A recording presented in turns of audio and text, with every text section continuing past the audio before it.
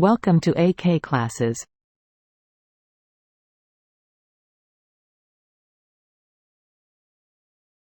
Occupational English Test. Sample Test 1.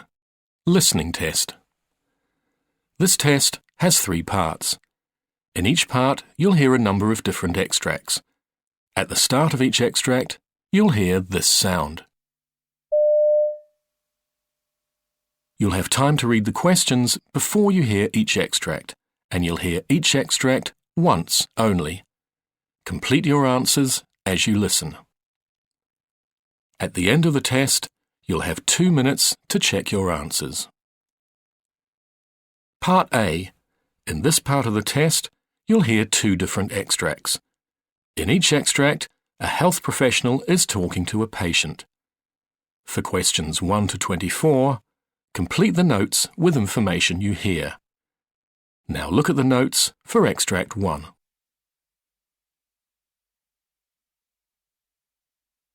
Extract 1. Questions 1 to 12.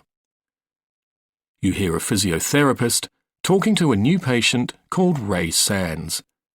For questions 1 to 12, complete the notes with a word or short phrase.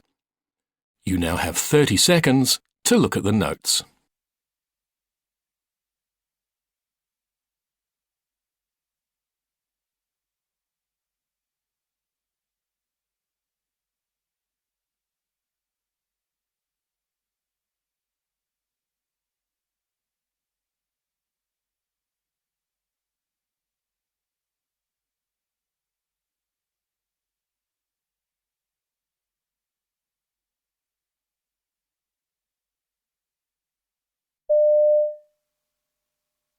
Come in. It's Mr. Sands, isn't it? That's right, Ray Sands. Now, I think you've been referred to me because you're suffering from sciatica. That's right. Not for the first time, actually. OK. Well, I've got some notes here, but perhaps you can tell me in your own words about any previous bouts of sciatica you've had, what treatment you had, what worked for you, anything else you can remember. Righto. Well, it all started when I hurt my back, about 18 months ago now. OK. I was giving somebody a hand with a heavy suitcase and I felt it go, just like that. Anyway, I slowly got over that, despite occasional flare-ups, and then, out the blue, about a year ago, sciatica developed. And it was 6 months till that finally cleared up altogether. Now it's come back in the last month or so, I'd say. I see. And your GP said it was sciatica? Yeah, I had this pain all the way down my right leg, and she said the real problem was in my back because the sciatic nerve was getting trapped. Right. I mean, I'm telling you, this was no ordinary pain. It was really intense.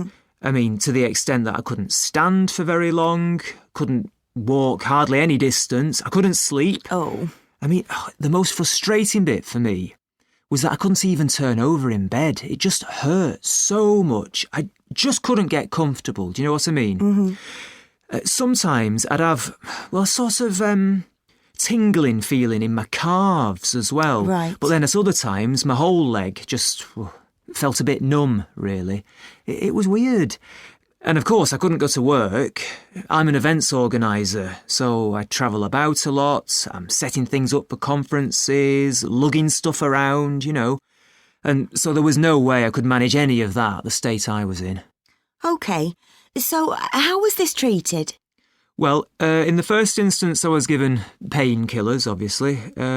Ibuprofen, as far as I can remember. Right.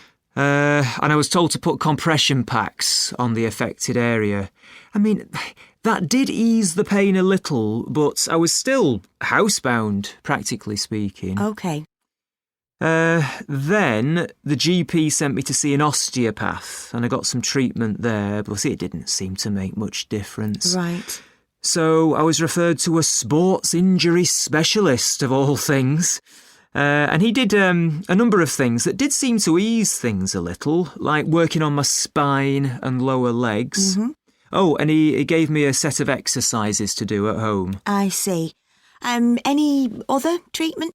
Oh, yeah, I almost forgot. There was this course of injections, and I went for various other therapies, like ultrasound, and another one where they use, like, electrical impulses. I can't remember exactly what it's called. OK.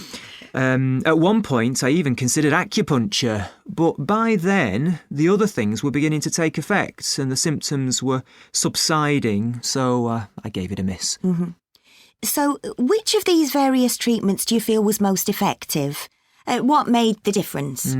Well, I couldn't say for certain because it all went on for 4 months without much improvement, really. Then it wasn't until suddenly in the 5th month things changed quite dramatically. So to be honest with you, I think it was the combination of treatments gradually taking effect and coming together rather than one single thing making the difference. OK. And did anyone ever talk to you about what might be causing the problem?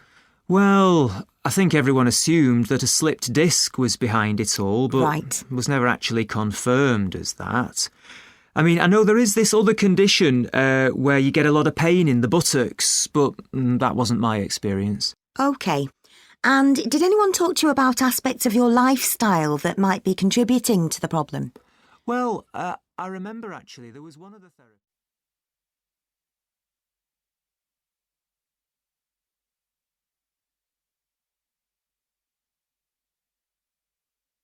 Extract 2, questions 13 to 24.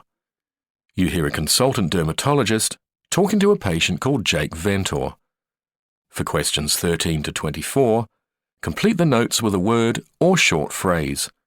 You now have 30 seconds to look at the notes.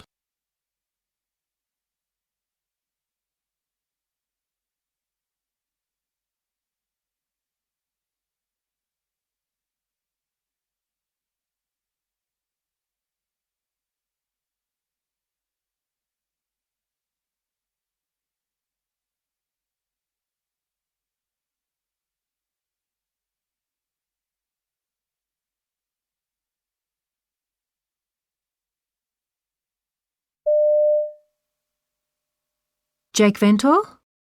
Please come in and take a seat. Thanks. OK, now I understand from your GP that you've got a problem with your hand? Yes, I went to see her a couple of weeks ago because of a sore on my left hand. I've had it for years, but not all the while. You know, it appears, then it gets better, then it comes back. It's here on the palm. It's almost gone now. But she wasn't sure what it was, so she said I'd better see a dermatologist. She took a photo. Did you get that? I did, yes.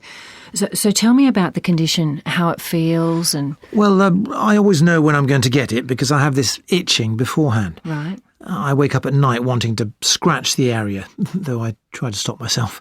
Good. Then a few hours later, I get 1 or 2 little blisters, and they gradually get bigger and join up into one big one. It all feels a bit hot, and the skin around it goes red. When I showed this to the doctor, she used the word chaotic to describe it. Anyway, it gradually dries up, and I get a scab. Then after about 2 weeks, that falls off, and there's just a little red patch, like you can see now. OK. I've been getting it for years. I actually got it the first time when I was in China in the 1990s. I had a job there for a couple of years before I came back here.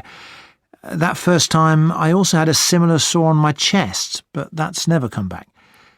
But the one on my hand, that comes back every year or so, but never in exactly the same place. I thought it had sorted itself out because I didn't get it for a couple of years, but then it came back. Right. So there's no pattern. It's not getting more frequent or anything, and it doesn't seem linked to anything in my daily life.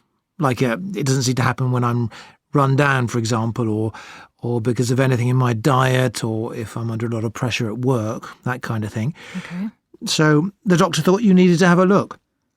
Also because I had a malignant melanoma on my back that was removed in 2006. Right. It was at quite an early stage and it hadn't got too deep. OK, well, that's good. Still, I'll just have a look at your back. Mm-hmm. Was it down here? Yeah, that's right. OK. Well, yeah, that all looks absolutely fine. Well, I don't think you need to worry about anything sinister here. By the way, have you ever had cold sores? No, never. But I did wonder if this thing on my hand was something like that. In fact, I wanted to ask you about that. There's an antiviral cream you can use, isn't there, to stop them developing?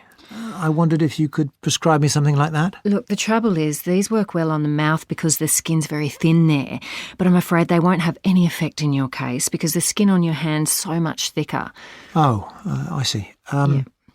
Something else that worries me is whether there's a chance of infection. Should I be covering the place up? No, you don't need to unless there's broken skin. Right, good. It's fine. And it's not actually having an impact on my quality of life or anything like that. It's something I can live with. I mean, I have done for all these years. Okay, so really the reason you went to the doctor after all these years was just to see if there was any way we could prevent this happening. Yeah. Okay, well, at this stage, the best thing to do is organise a biopsy.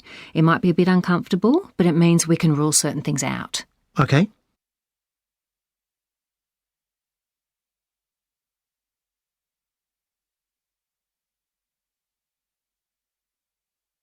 That is the end of Part